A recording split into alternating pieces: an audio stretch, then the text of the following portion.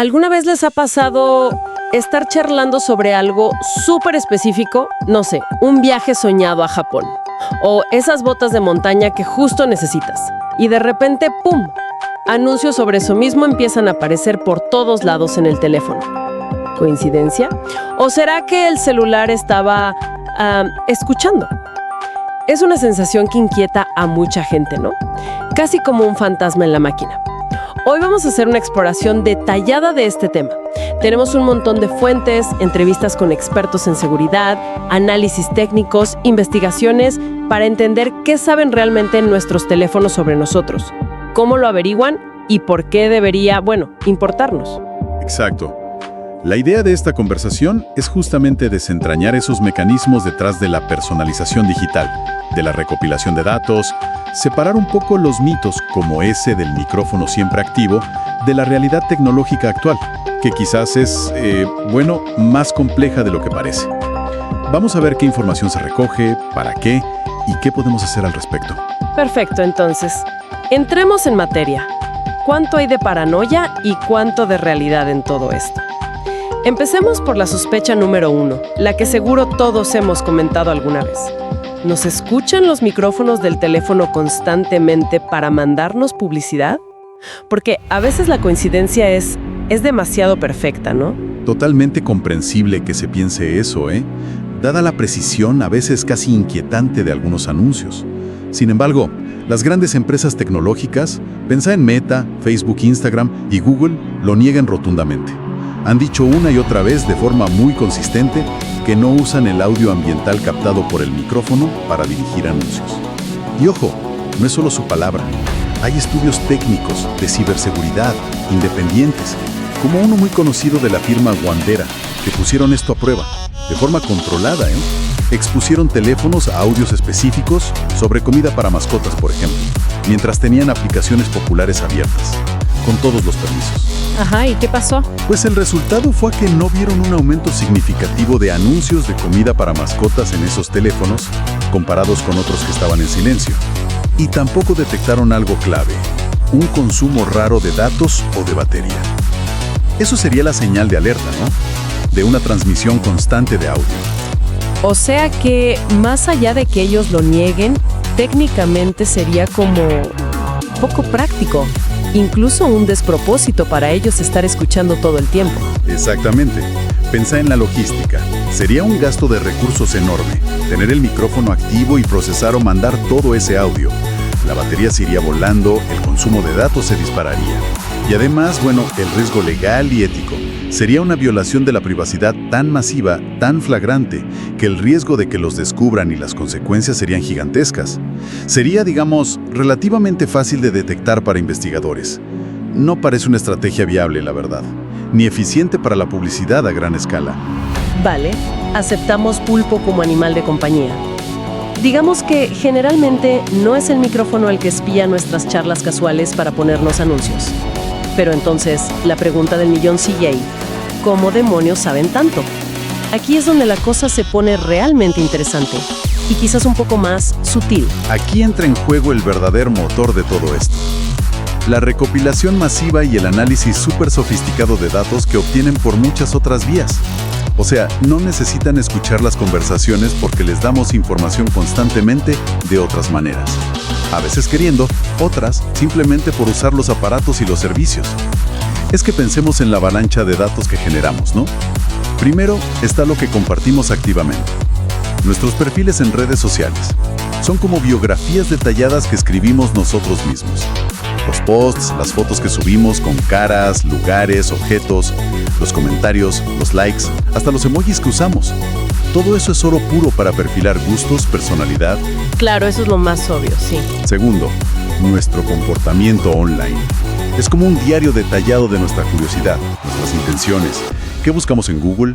¿Qué videos vemos en YouTube? ¿Y por cuánto tiempo? ¿En qué links hacemos clic dentro de las apps? ¿Cuánto tiempo nos quedamos mirando una foto en Instagram? ¿Qué compramos online? ¿Qué artículos leemos hasta el final? Algunas fuentes incluso dicen que hasta el texto que empezamos a escribir y borramos podría ser registrado por algunas plataformas. ¡Wow! ¿En serio? Es controversial, pero se menciona. Tercero, los datos de los sensores del teléfono. El teléfono es un paquete de sensores andante. La ubicación vía GPS es quizás la más potente, ¿no? Dice dónde vivimos, trabajamos, qué tiendas visitamos, a qué médico vamos. Incluso hubo polémicas como la que admitió Google hace tiempo, de que recopilaban ubicación aproximada por torres celulares incluso con el GPS apagado o en modo avión. Uf, eso es fuerte. Y el acelerómetro también da información. Detecta si estamos quietos, caminando, corriendo, o si agitamos el teléfono. Y eso los algoritmos lo pueden interpretar para inferir niveles de actividad o hasta estados de ánimo como agitación o calma. Cuarto, los famosos metadatos. Los datos escondidos dentro de otros datos. El ejemplo clásico es la info oculta en las fotos digitales que compartimos.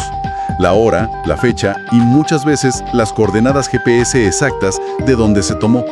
Una foto de las vacaciones puede revelar mucho más que el paisaje, ¿eh? Y quinto, el análisis de nuestras interacciones sociales. Con quién hablamos más por WhatsApp o mail, a quién bloqueamos, qué contactos tenemos, quiénes son nuestros amigos en redes. Eso dibuja nuestro mapa social. Es una cantidad abrumadora de información, como miguitas de pan digitales que vamos dejando por todos lados, ¿no? Y toda esa montaña de datos brutos, ¿qué hacen con ella? ¿Cómo la convierten en conocimiento útil para ellos? Aquí es donde entra la magia negra, digamos, de los algoritmos de inteligencia artificial y machine learning. El aprendizaje automático, que es sistemas que aprenden de los datos sin que los programen para cada cosita. Procesan esa avalancha de info a una velocidad imposible para nosotros. Buscan patrones, correlaciones ocultas, comparan nuestros datos con los de millones de otros, incluyendo amigos, familiares, gente con perfiles parecidos. Y estos algoritmos no solo guardan datos, conectan los puntos, comparan tu actividad con la de millones para construir ese perfil súper detallado, esa especie de réplica virtual tuya. A veces le llaman gemelo digital. Es esa capacidad de conectar, comparar y aprender la que les permite inferir cosas que ni siquiera dijimos directamente. El resultado es un perfil digital que puede ser, bueno, sorprendentemente preciso. Hablemos entonces de la profundidad de ese conocimiento. Ya no es solo si me gustan los perros o los gatos. ¿Qué tipo de cosas pueden llegar a saber o a inferir sobre nosotros con toda esa información y esos algoritmos tan listos? El alcance es francamente asombroso. Va mucho, mucho más allá de los gustos superficiales. Basándose en la combinación y el análisis de todas esas fuentes de datos que mencionamos, pueden inferir o saber con bastante certeza nuestra identidad básica: nombre, edad, género, idioma. Eso es fácil. Nuestra apariencia física, por el reconocimiento facial para desbloquear el teléfono o el que usan las apps de fotos para etiquetar gente. Los asistentes de voz, los mensajes de audio que mandamos, todo eso crea una huella vocal única asociada a nosotros. Claro. Ubicación, rutinas y hábitos. Dónde vivimos, trabajamos, qué rutas seguimos, qué gimnasios, súper, bares o consultorios médicos frecuentamos. Pueden inferir horarios, a qué hora nos acostamos, nos levantamos. Algunas fuentes sugieren que pueden incluso deducir si dormimos solos o acompañados. ¿Cómo? Simplemente detectando la proximidad constante de otro celular durante la noche en la misma ubicación. Increíble. Nuestras relaciones sociales. ¿Quiénes son nuestro círculo íntimo, familia, pareja, amigos? Por la frecuencia y tipo de interacción, con quién interactuamos menos, a quién bloqueamos. Gustos y preferencias detallados. Comida, música, hasta géneros y artistas específicos, pelis, libros, marcas de ropa, de coche. Esto sale directo de los likes, búsquedas, compras, lo que vemos, creencias e ideología. Nuestras opiniones políticas pueden inferirse con precisión suficiente como para dirigirnos propaganda o marketing político específico en elecciones. También intereses ideológicos o religiosos. Nuestros planes y eventos vitales. Si planeamos vacaciones, búsquedas de vuelos, hoteles, si vamos a un evento, interacción con páginas de eventos, si buscamos info sobre universidades o si damos señales de pensar en compras grandes como un coche o una casa, visitando concesionarios, buscando hipotecas. Nuestro estado financiero estimado, marcas caras versus baratas, los lugares que frecuentamos, barrios, restaurantes, el modelo de teléfono que usamos. ¡Wow! Nuestro estado emocional. Aquí se pone delicado, ¿eh? Intentan inferir si estamos tristes, ansiosos, estresados, felices. ¿Cómo? analizando el tono de voz al usar asistentes, la velocidad al escribir, errática, lenta, los emojis que usamos mucho,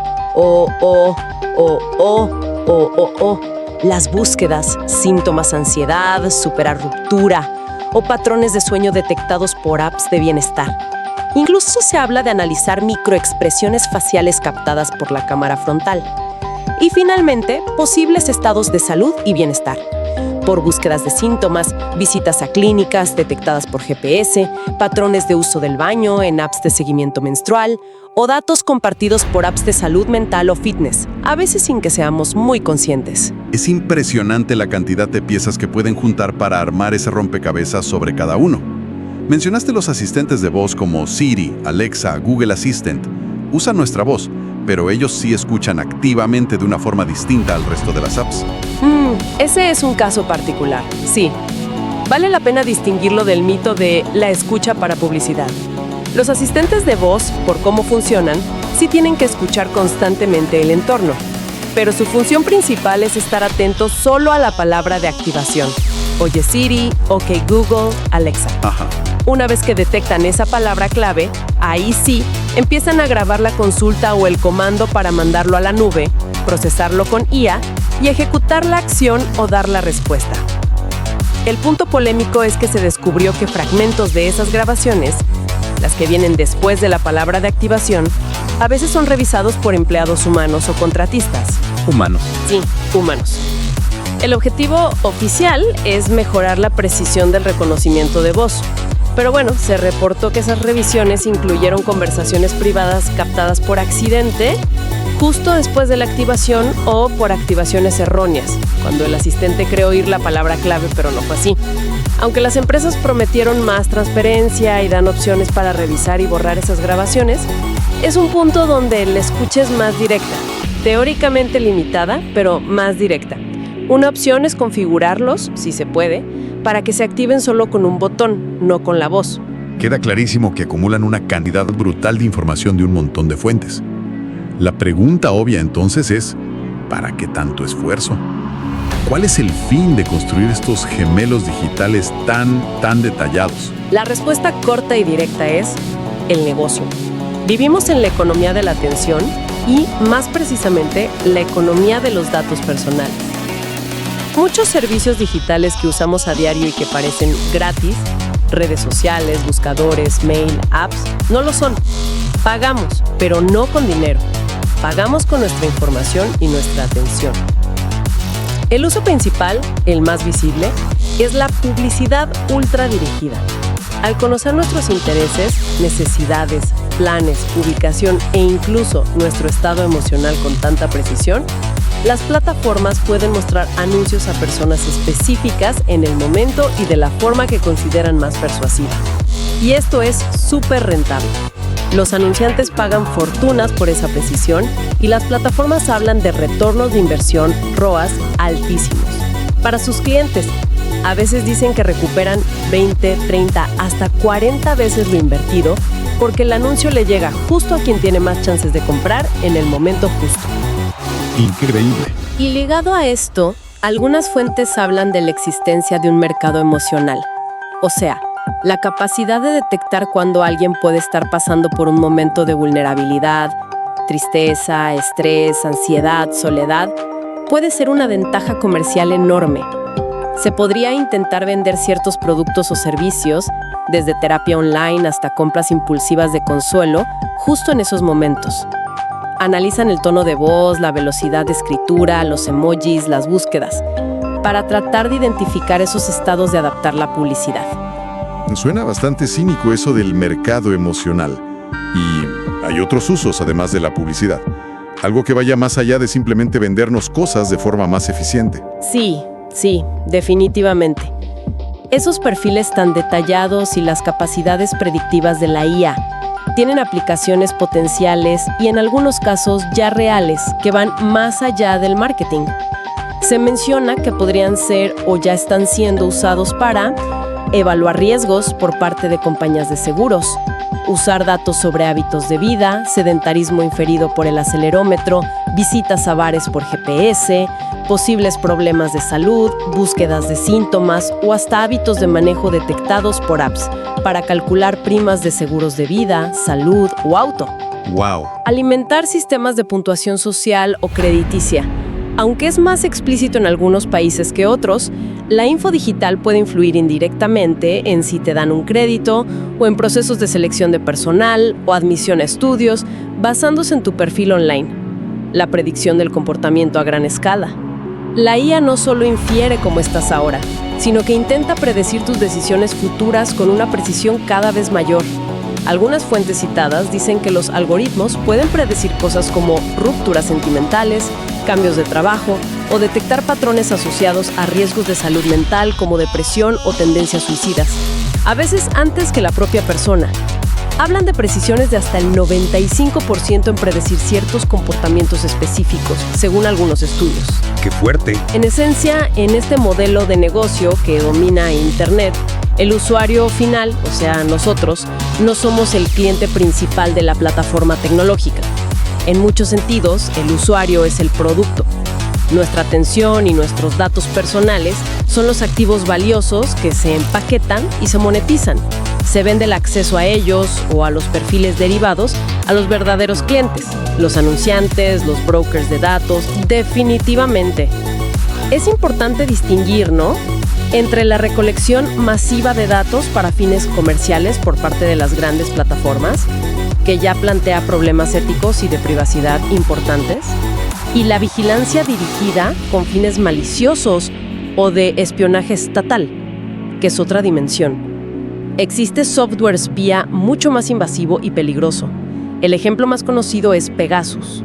Ah, sí, he oído hablar de eso. ¡Claro! Este tipo de herramientas sofisticadas que generalmente se venden a gobiernos y agencias de inteligencia y se usan contra objetivos específicos como periodistas, activistas, disidentes, sí pueden tomar control total y absoluto del teléfono infectado. Pueden activar el micrófono, la cámara, sin que te enteres, acceder a todos los archivos, mensajes cifrados, mails, rastrear la ubicación en tiempo real, todo de forma súper sigilosa.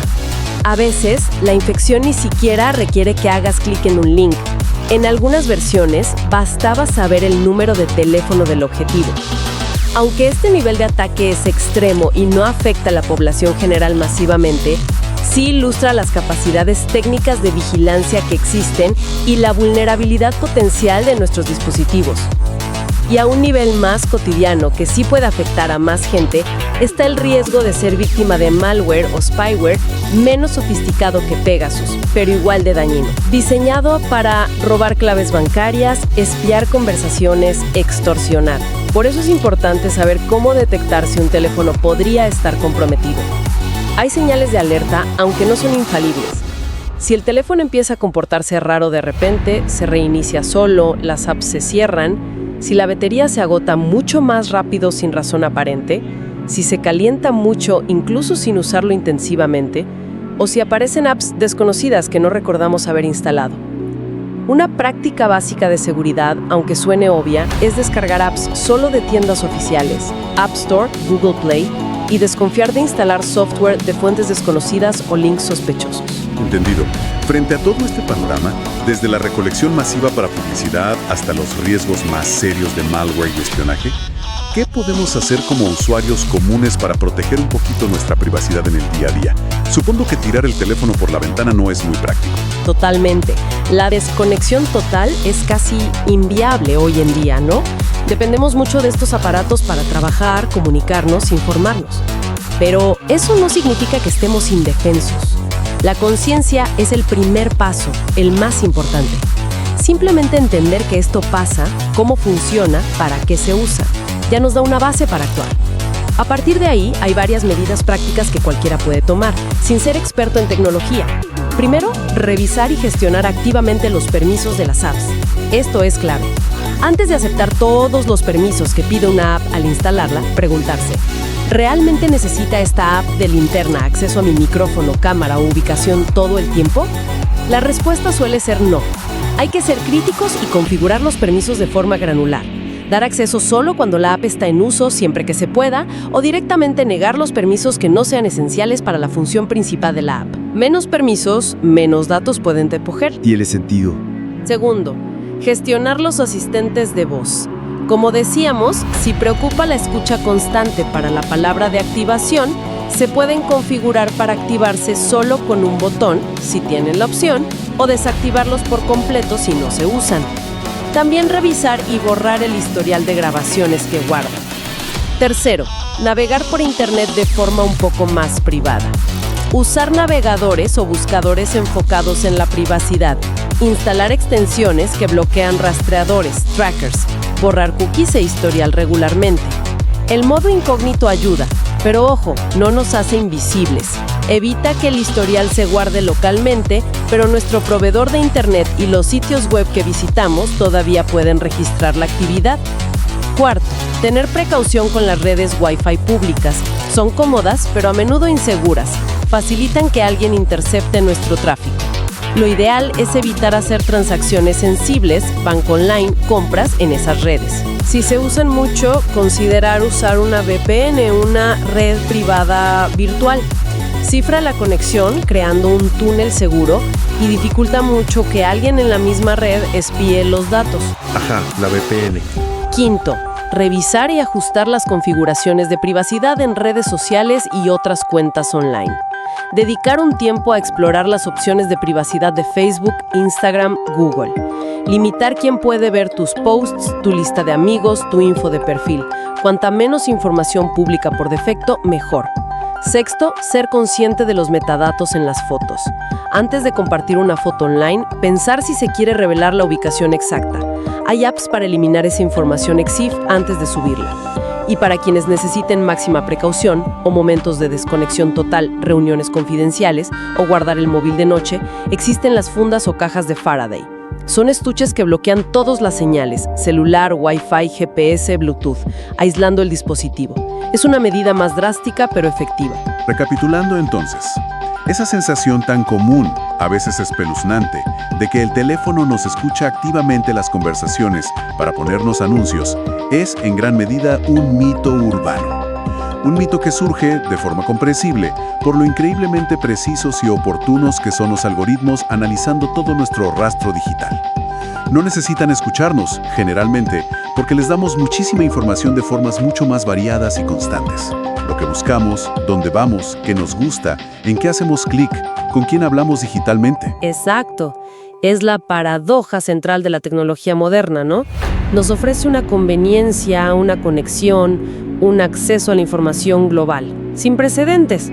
Pero a menudo el precio implícito de esa conveniencia es una privacidad que se va erosionando silenciosamente. Clic a clic, permiso a permiso, dato a dato.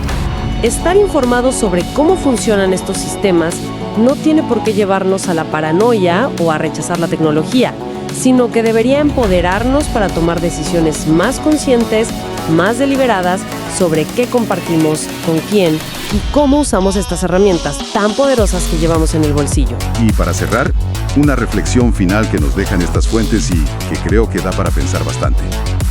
¿Qué significa realmente vivir en un mundo donde algoritmos e inteligencia artificial no solo conocen nuestros gustos, sino que pueden predecir nuestras decisiones futuras con una probabilidad inquietantemente alta? Un mundo donde pueden inferir aspectos de nuestra personalidad o estado emocional que quizá ni nosotros mismos reconocemos conscientemente. O donde nuestras propias emociones, nuestros momentos de vulnerabilidad o alegría, se convierten en una variable más dentro de un mercado que busca optimizar la persuasión. ¿Dónde trazamos la línea ética y personal entre la personalización útil, esa que nos ayuda a descubrir música nueva que nos encanta o a encontrar la info que necesitamos rápido, y la manipulación invisible, esa que nos guía sutilmente hacia decisiones de compra, opiniones políticas o incluso estados de ánimo que quizás no hubiéramos elegido libremente? Es una conversación fundamental, no solo técnica, sino profundamente ética y social que necesitamos tener para navegar nuestro presente y futuro digital de una forma más humana. Sin duda, algo en que pensar la próxima vez que desbloqueemos la pantalla. Hasta la próxima exploración detallada.